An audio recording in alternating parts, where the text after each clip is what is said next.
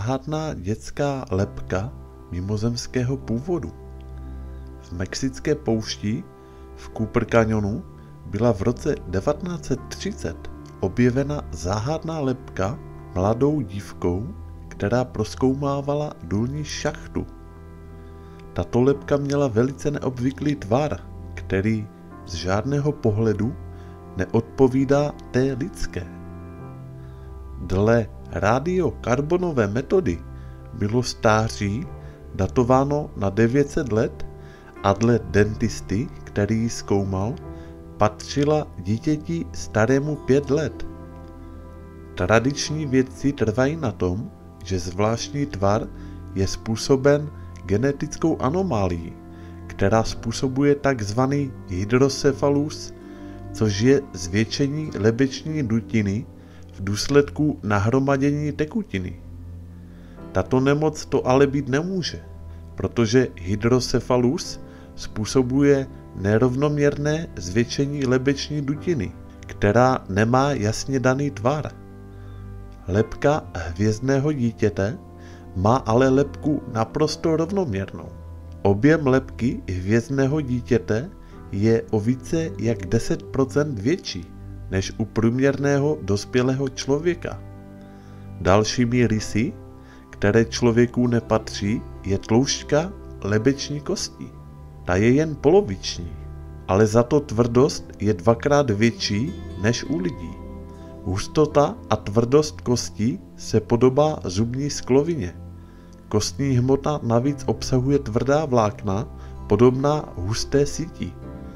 Lebka nemá nosní dutinu a uvnitř jsou šlachovitá spojení, která lidé nemají. V roce 2003 byly provedeny testy DNA, které přinesly neobvyklé výsledky. Vědci nalezli mitochondriální DNA, která patřila lidské matce. Nukleární DNA, která pochází od otce, vědci ale nebyli schopni získat či identifikovat. Všechny pokusy o získání nukleární DNA selhaly. To znamená, že otcem tohoto dítěte nebyl člověk, protože kdyby ano, tak by se nukleární DNA podařilo získat. Výsledky ale byly neustále podivné. Proto v roce 2011 byly testy provedeny znovu dalšími institucemi. V roce 2011 byla technika získávání a rozpoznávání DNA již značně vylepšena a tak se čekaly lepší výsledky. Ale ani v neustále se opakujících pokusech se nukleární DNA nepodařilo získat. A co víc, zjistilo se, že ani mitochondriální, tedy DNA od matky, se neshoduje s tou lidskou. Vědci tedy došli k závěru, že otcem tohoto dítěte rozhodně nebyl člověk a dokonce ani matka nebyla lidská, nebo jen z části. Mainstream vědci ale tyto důkazy, že se jedná o hvězdné dítě nebo přímo geneticky upraveného mimozemšťana, neustále ignorují, protože by museli vše přehodnotit. Nebo se možná bojí vystoupit na veřejnost, protože na ně tajné organizace tlačí, aby si to nechali pro sebe. Neustále ale těchto případů zveřejňování důkazů pokračuje a snad se brzy dočkáme uveřejnění a uznání existence mimozemských civilizací žijících ve vesmíru i na naší planetě. Příběh o hvězdném dítěti a začátek 4. světa. Příběhů o hvězdných dětech je mnoho i mezi americkými indiány. Tyto příběhy vykládají, že se spojí lidská a mimozemská bytost, obvykle lidská matka a mimozemský otec. Indiánské kmeny tyto narozené hvězdné děti vychovávají až do jejich 6 let. Poté se mimozemské bytosti vrátí a odnesou si je. Celý kmen tomu přihlíží a dívá se, jak odlétá. Někdy jsou ale tyto hvězdné děti ponechány v kmeni a velice brzy ještě za jejich mládí v mladém věku se stanou stařešiny. To proto, že disponují vědomostmi, které tyto kmeny nemají, jako například vědomosti, jak uzdravit zemi. Tyto děti například radí náčelníkům, jak obnovit rovnováhu a kam a jak nasměřovat lidstvo tím správným směrem. Kmen Hopi si vypráví příběh, že hvězdné děti připraví zemi a lidstvo na příchod takzvané modré hvězdy a kačiny, tedy bytosti, která přijde s ní. Co je ale modrá hvězda, není jasné. Kmen Hopi tomu říká příbytek kačiny, který v ohnivém oblaku sestoupí z hvězd. Jedná se tedy o vesmírnou loď? Dle vyprávění kmene Hopi tomu tak bude. Jakmile modrá hvězda a kačina přistane na zemi, především ve vesnici sundá masku a nastane konec čtvrtého světa. Dějiny lidstva se poté začnou přepisovat a změní se navždy. Černooké děti. V roce 1996 se ve městě Abilene v Texasu stala velice zvláštní událost, kdy jednou večer seděl novinář Brian Bettel v autě před kinem. Najednou k němu přistoupili dva mladí chlapci, kteří měli mezi 10 až 15 lety a žádali ho, aby je odvezl domů, protože nemají peníze na kino. Bettel byl z těchto dětí velice nervózní, protože s ním komunikovali velice zvláštním způsobem, jakoby bez intonace. Nakonec se děti na Bettela podívali a on zjistil, že jejich oči jsou kompletně úplně černé. Nejen zorničky, ale i bělmo.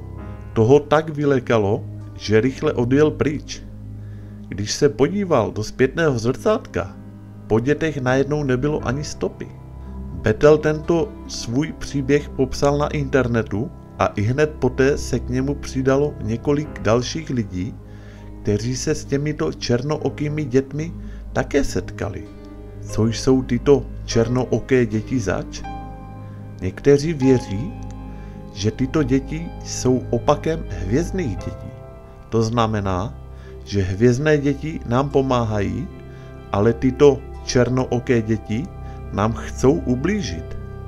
Hvězdné děti jsou vždy popisovány jako příjemné a laskavé, které chcou pomáhat a máte z nich dobrý pocit. U těchto černookých dětí je tomu ale naopak. Máte z nich špatný pocit a komunikují s vámi zvláštním způsobem. Říká se, že se tyto děti objevují u vašich dveří a mají vždy zvláštní požadavky. Chcou například jít dovnitř a dát si sklenici vody nebo si zatelefonovat. Za poslední léta hlásí setkání s těmito dětmi čím dál více lidí a vždy mají něco mezi 10 až 15 lety. Mají bledé tváře a pleť bez poskvrnky. Jejich tón je studený a často opakují ty samé, jakoby naučené fráze stále dokola. Pokud je nepustíte a zavřete dveře, tak odejdou. Co by se ale stalo, kdybyste je vpustili dovnitř? Projekt Nový věk. V roce 1982 založila čínská vláda projekt na vyhledávání dětí se zvláštními schopnostmi. Některé měly mít telepatické či jasnozřivé schopnosti, některé měly schopnost manipulovat s časem a prostorem. Mezi těmito dětmi byla dívka, která mávla rukou nad rostlinou, plnou poupat a tyto poupata před očima všech ostatních najednou všechna rozkvetla. Některé děti pohybovaly předměty pouze myslí, nebo byli schopni číst, i když měli zavřené oči. Číňané identifikovali přes 100 000 dětí, kteří měli takzvanou ZLF, zvláštní lidskou funkci. Tyto děti fungují již na vyšším stupni vědomí a jsou schopny se již napojit na rasové kolektivní vědomí. čím dál více lidí věří, že tyto děti jsou další vývojový stupeň lidstva a že se časem s těmito schopnostmi budou rodit všechny děti, čili budoucí generace. Je to tedy mimozemský plán vývoje? Hvězdné děti zde mají jedno poslání, a to je nás posunout vpřed, do nové osvícené éry, tedy nového věku. Tak, toto je konec videa, já děkuji za pozornost, komu se video líbilo, tak díky za like a u dalšího videa naslyšenou.